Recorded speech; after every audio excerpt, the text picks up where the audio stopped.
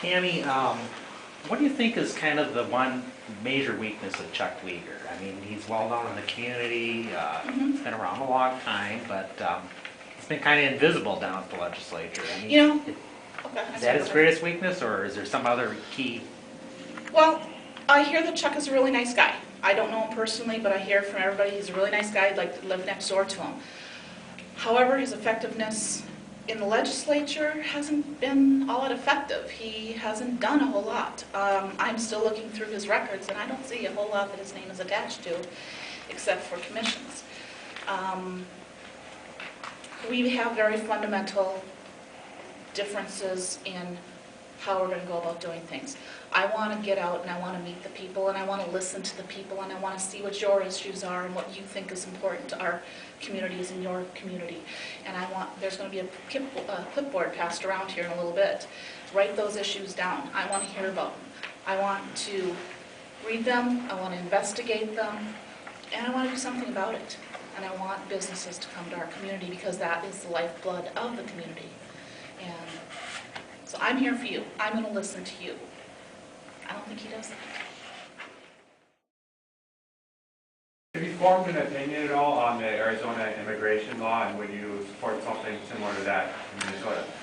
I would definitely support a law in line with the Arizona law. I think that it's a real shame that the United States government, they don't stand behind their own laws in this instance, and it's a shame that Arizona had to make another law to try to do what they should have already been doing in the first place.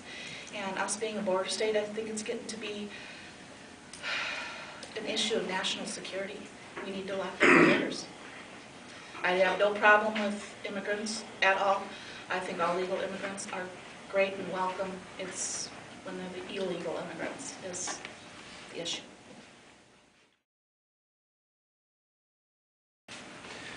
The legislature just pushed forward the bulk of the state debt, whether it's 3 billion, 5 billion, 8 billion. In resolving that, the issues such as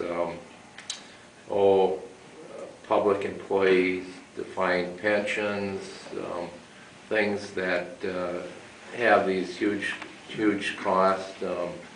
How much we throw at education, $14,000 a student. What is your thoughts on pulling the budget back to making the necessary cuts in the size of the government, not only in the expenditures, but the number of government employees?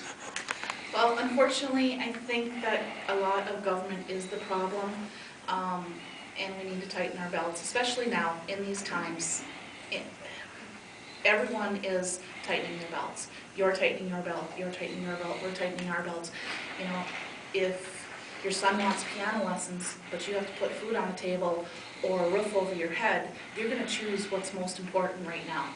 When the times are more flourishable and we have more money, then, let's look into some future programs. But government's role is not necessarily to give out all these entitlement programs. I think government should be strong, and I think government should prioritize where they're spending. Everybody does it right now, and government needs to do it too. They need to be just as responsible with their money as you are with yours, because ultimately it is your money. Issues out there. I don't think I'm going to be afraid to take on. I mean, I would need to look more into the individual situations to know exactly what you're talking about there. However, I could go back to my fundamental principles, and that is that less government, more frugal, be responsible with the people's money, prioritize. And there are going to have to be some cuts. Not saying that those will be the ones, but we do need to make some cuts, and some hard decisions are going to have to be made. That is... How do you feel about it, too? Well, I think it's at both levels right now. It could be at the state level, it could be at the federal level. Right now, I am pro-life. I have 4 boys, and I'm still pro-life. So, I'm good on that one. No, I'm definitely pro-life.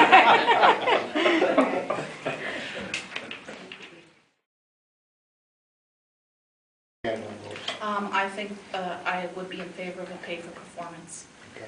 I think there are loopholes in both, but I think as I see it right now, I like pay for performance better, much better. I have a question that's related, but do you think that these decisions ought to be made locally by the local school board, or do you think that they need to be made at a state level?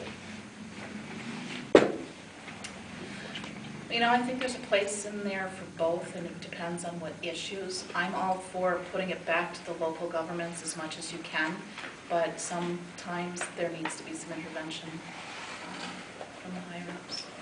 But as much as possible, put it back to local levels.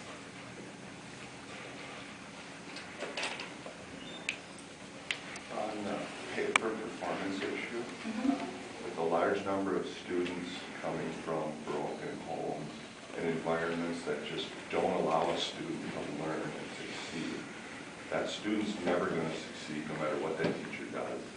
How would you compensate for that? Because a very good hard-working teacher might have a disproportionate number of students from poor homes. Yep. How do you... And that's one of the loopholes I was talking of. There are issues with each plan, and I don't have all the kinks worked out yet. I don't think anybody does. But looking at the two plans, I still think that one has more favorable potential results. As far as giving, I worked in the schools, I was PTA president, so I have seen this close up. I still work in schools. I go volunteer with the math groups, and I teach up there once a week. And that's what they're doing a lot of the times now to enhance the learning. A lot of the parent volunteers are coming in and helping with the kids that don't fit the norm, the kids that are a little bit below, the kids that are advanced. They don't have the money to do that, and that's one way that they're helping fix that and bring those kids, together a little bit more. So, does that answer your question a little bit? Yeah. Where do you stand on parental choice in education, specifically like vouchers or tax reimbursements for private schools or homeschools? This may be a little bit controversial. I am not a big fan of the voucher program, because I think that if you want to go to a different school and it is that important to you, there are steps that you can take to get your kids into the different schools as well, and not even private schools necessarily, but better schools around within your own district or neighboring districts. So I think that should be left mostly to the local levels as much as possible. But that's one thing that I was in a situation myself where I put myself into an apartment when I didn't have a lot of money, and then moved into a neighborhood once I did have a little bit more foundation. But I chose where I wanted to live based upon where I wanted my kids to go to school. And there are things that you can do.